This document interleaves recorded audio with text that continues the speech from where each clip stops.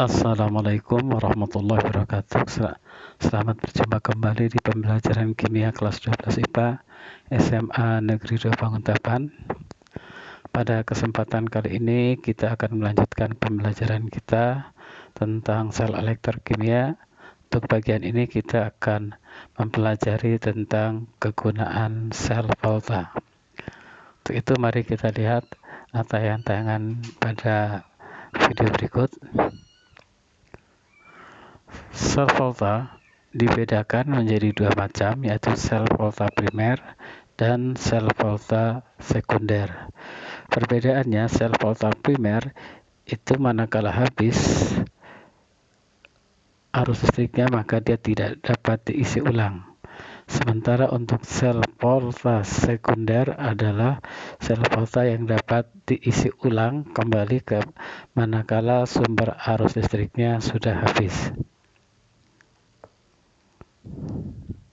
Macam-macam sel volta primer. Termasuk yang pertama, ke dalam sel volta primer ada sel kering atau sel Leclanche. Sel Leclanche ini ditemukan oleh Leclanche pada tahun 1866 yang terdiri dari katodanya berupa batang karbon, kemudian anodanya adalah seng dengan elektrolitnya berupa pasta NH4Cl di dalam MnO2. Nah, gambar di samping menunjukkan bagan tentang sel volta. Untuk jenis sel kering atau sel Leclanche, di mana kalau kita kupas sebuah baterai, setelah lapisan kalengnya kita akan mendapatkan lapisan seng. Ini yang bertindak sebagai anoda. Ini lapisan sengnya yang ini. Kemudian katodanya ada batang karbon yang di tengah, dan di antara anoda dan katoda ada pasta yang terbuat dari NH4Cl dan karbon ini. Nah, ini pastanya bagian ini.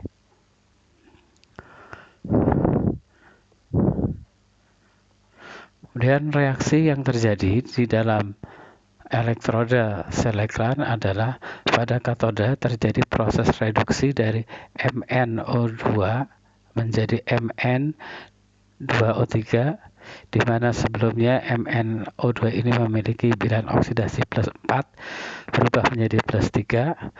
Kemudian pada anodanya terjadi reaksi oksidasi dari Zn menjadi Zn2+. Nah, maka terjadi proses reduksi dan oksidasi. Sedangkan potensial yang dihasilkan dari elektroda ini adalah sebesar 1,5 volt. Sel kering jenis ini biasanya digunakan untuk beberapa peralatan elektronik seperti radio, lampu senter, jam dinding, mainan anak, dan lain sebagainya. Terdapat dalam 3 ukuran, yaitu A, AA, dan AAA. Masing-masing tetap mempunyai potensial elektroda yang sama, yaitu 1,5 volt, tetapi kapasitas arus yang tersimpan yang berbeda-beda. Selanjutnya masih termasuk dalam sel kering adalah baterai alkalin. Baterai alkalin ini dikenal baterai yang memiliki keawetan di dalam penggunaannya. Perbedaan antara sel Leclanche biasa dengan baterai alkalin hanya terletak pada elektrolitnya, di mana elektrolit untuk baterai alkalin menggunakan pasta yang bersifat basah karena ada KOH di sini. Sementara untuk anodanya sama Zn dan katodanya juga sama MnO2. Nah, bagan di samping adalah bagan bagaimana sebuah baterai alkalin. Nah, baterai alkalin ini menggunakan katodanya ada MnO2 dalam bentuk serbuk yang bagian sini nih. Kemudian anodanya adalah sebuah serbuk dari seng di dalam campuran kalium hidroksida. Ini adalah anodanya, dan di tengahnya ada sebuah anoda yang digunakan untuk pengumpul arus, dan ada plastik untuk covernya, dan ada di bawahnya adalah metal sebagai cover untuk kutub negatifnya, dan bagian atasnya tentu saja ada logam untuk tutup positifnya. Nah, jadi perbedaannya antara sel Lekland biasa dengan baterai alkalin terutama terletak pada penggunaan elektrolit yang bersifat basa. Oleh sebab itu, dia disebut sebagai baterai alkalin atau baterai basa. Selanjutnya, reaksi yang terjadi pada elektrodanya adalah sebagai berikut. Sama dengan sebelumnya, di sini terjadi reduksi di katoda. Mn akan dari MnO2 akan direduksi menjadi MnOH, yang tadinya MnO2 di sini itu memiliki bilangan oksidasi plus 4, kemudian Mn di sini menjadi bilangan oksidasi plus 3. Sementara Zn juga akan dioksidasi dari Zn menjadi ZnOH2, yang tadinya Zn di sini adalah memiliki bilangan oksidasi memiliki bilangan oksidasi 0, naik menjadi plus 2. Karena elektrodanya sama dengan sel Lekland, maka nilai potensial atau nilai potensial baterainya juga sama, yaitu sebesar 1,5 volt. Tetapi yang berbeda adalah kapasitas energi listrik yang disimpannya itu lebih banyak dibandingkan sel Lekland biasa, sehingga baterai alkalin ini seringkali digunakan untuk peralatan elektronik yang memerlukan kapasitas listrik yang banyak, misalkan kamera digital, tape recorder, remote, dan lain sebagainya yang akan digunakan dalam jangka waktu yang lama. Kemudian masih dalam sel volta primer adalah sel perak oksida. Bentuknya seperti ini biasa ada di dalam jam atau beberapa peralatan elektronik yang memerlukan baterai yang lebih kecil. Sel perak oksida itu terdiri dari katodanya adalah Ag2O. Katodanya adalah Ag2O ini.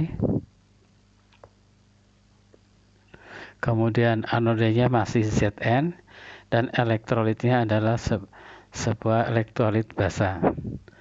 Dan reaksi yang terjadi di katoda adalah reaksi reduksi dari Ag plus menjadi Ag, di sini Ag menjadi AgO2 menjadi Ag, berubah dari Ag yang tadinya bilangan oksidasinya plus 1 menjadi 0, dan anodanya terjadi reaksi oksidasi dari Zn menjadi ZnOH2, berubah dari bilangan oksidasi Zn di sini adalah 0, berubah menjadi plus 2. Itu adalah tipe yang ketiga dari sel volta primer. Selanjutnya kita akan membahas tentang sel volta jenis yang kedua, yaitu sel volta sekunder. Nah, contoh yang paling populer untuk sel volta sekunder adalah aku atau aki, di mana penggunaannya sudah biasa kita ketahui ada di dalam sepeda motor, mobil, dan beberapa kendaraan yang lainnya. Nah, pada dasarnya ini bentuk sebuah aki. Di sini ada kutub negatifnya, ada kutub positifnya. Kemudian ini adalah tempat untuk kita mengisikan elektrolit. Kemudian ini adalah cangkang baterainya.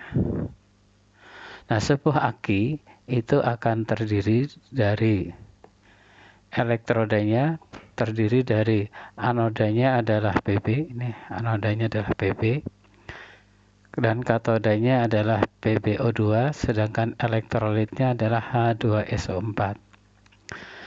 Di dalam reaksi penggunaan yang seringkali disebut dengan reaksi pengosongan aki, maka terjadi proses reaksi anoda Pb ini akan berubah menjadi PbSO4, Jadi Pb ini akan berubah menjadi PbSO4,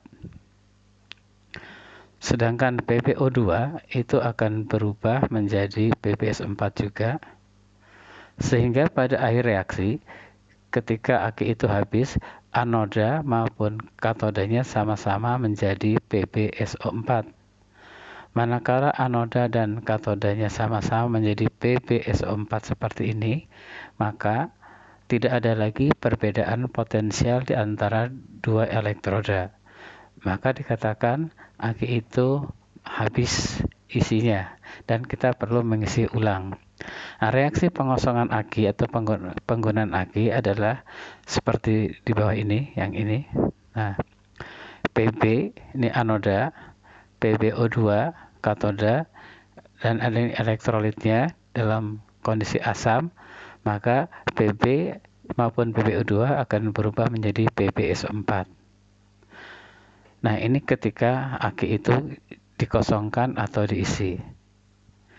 Tapi karena hasil reaksi pengosongan aki itu tetap melekat pada kedua elektroda, maka aki itu dapat diisi kembali dengan cara membalik arah aliran elektron, atau kita biasa dengan diisi ulang, dicas. Maka reaksinya adalah kebalikannya, yaitu dari kanan ke kiri, ini ke sini. Nah, itu ketika aki itu diisi, artinya reaksinya adalah dari 2 PbSO4 ditambah 2H2O menjadi Pb dan PbO2 plus 2HSO4- plus 2H plus, atau ini jika digabung menjadi 2H2SO4. Itu adalah proses untuk pengisian aki. Selanjutnya, tipe yang lain dari sel voltase sekunder adalah baterai lithium. Baterai lithium ini sangat populer karena banyak kita gunakan untuk mensuplai daya gawai kita atau gadget kita. Nah, baterai lithium ini sering disebut juga dengan lithium ion. Memiliki sifat yaitu pengisian dayanya lebih cepat, tahan lama, kemudian kepadatan dayanya lebih tinggi sehingga baterainya kecil, ukurannya kecil tetapi memiliki kemampuan simpan daya yang besar. Nah, baterai lithium itu terdiri dari elektrodanya atau positifnya atau katodanya adalah LiCO2 kali. Ini adalah katodanya, kemudian anodanya adalah karbon, kemudian elektrolitnya dipisahkan dengan sebuah sekat atau separator yang terbuat dari lapisan tipis plastik yang hanya dapat dilalui oleh ion-ion dari Li saja. Nah, prosesnya ada seperti ini. Ini adalah anodanya di sini, ini anoda, dan ini adalah katodanya, ini katoda. Maka ketika dia digunakan, ion Li plus ini akan melalui separator ini menuju ke katoda. Karena Li plus ini bermuatan positif, maka elektronnya akan keluar ke sini. Nah, ini elektronnya akan menuju ke sini, ini aliran elektron. Ini adalah proses ketika baterai lithium itu digunakan. Adapun ketika baterai lithium itu diisi ulang atau di-charge ulang, maka arahnya sebaliknya, yaitu ion Li plus-nya akan bergerak dari katoda menuju anoda, ini kalau diisi ulang, dan elektronnya akan bergerak pula dari katoda menuju anoda ketika proses pengisian ulang dari baterai lithium.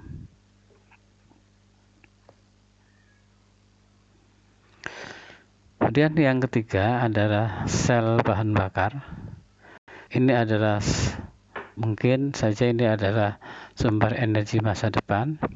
Sel bahan bakar ini menggunakan bahan bakar yang terdiri dari hidrogen dan oksigen. dan ini banyak terdapat di bumi karena 2/3 bumi adalah lautan, yang mana lautan adalah air dan air adalah sumber hidrogen dan oksigen.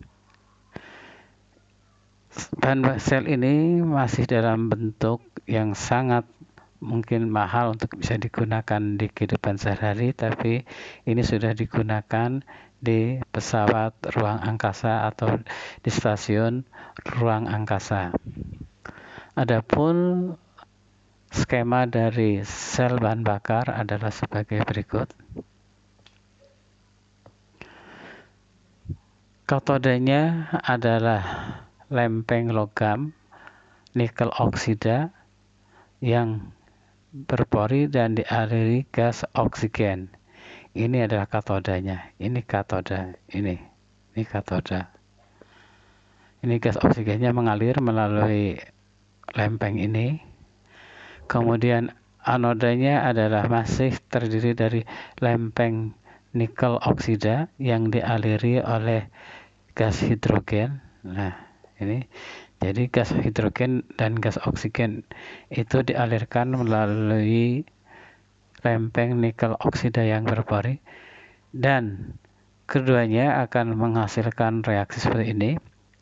Ketika gas hidrogen itu dialirkan melalui lempeng nikel oksida dalam suasana basah, maka gas hidrogen ini akan teroksidasi menjadi H2O.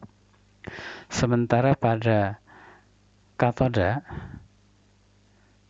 O2 yang dilewatkan pada lempeng dari nikel oksida akan mengalami reduksi menjadi OH-. Nah, di sini terjadi pertukaran elektron dari hidrogen ke oksigen sehingga terjadi aliran elektron, maka terjadilah arus listrik. Adapun reaksinya adalah seperti berikut. Ini reaksinya. Maka pada anoda terjadi reaksi oksidasi dari hidrogen menjadi H2O. Kemudian pada katoda terjadi reaksi reduksi dari O2 menjadi OH-. Kemudian karena pada sisi anoda dihasilkan 4 OH-, kamu dibutuhkan 4 OH-, sedangkan di katoda dihasilkan 4 OH-, maka ini bisa kita coret. Kemudian H2O ini ada 4, ini 4, ini 2, maka kita bisa kurangkan sehingga yang terjadi adalah 2H2O plus O2 menjadi 2H2O. Sel bahan bakar tidak menghasilkan polusi karena yang dihasilkan adalah air, sehingga apabila nanti bisa dikembangkan, maka ini menjadikan bahan bakar alternatif yang ramah lingkungan.